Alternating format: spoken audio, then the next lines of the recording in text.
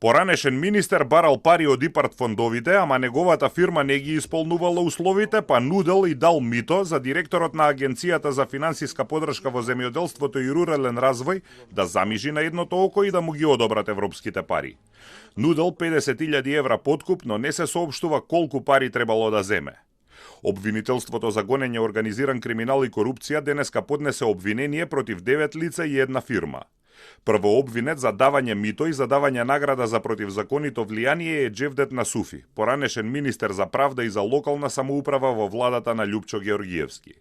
Тој се товари дека како директор на фирма од Струшко Велешта им дал 5.000 евра на тројца луѓе за да влијаат, а поранешниот директор на Агенцијата за финансиска поддршка во земјоделството и рурален развој Илија Стоилев се товари дека требало да добие 50.000 евра за да потпише.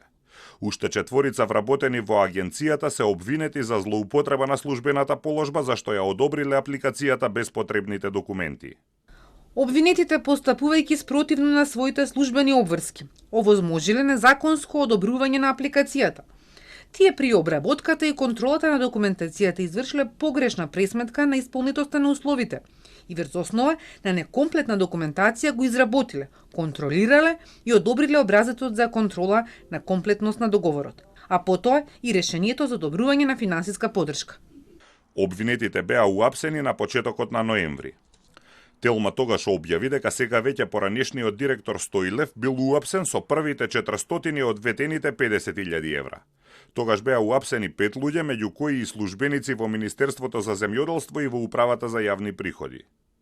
Во Централниот регистар Насуфи се јавува како управител во фирмата Сигнас Агро во Струшко Велешта, но бил сменет 10 дена по отварањето на случајот.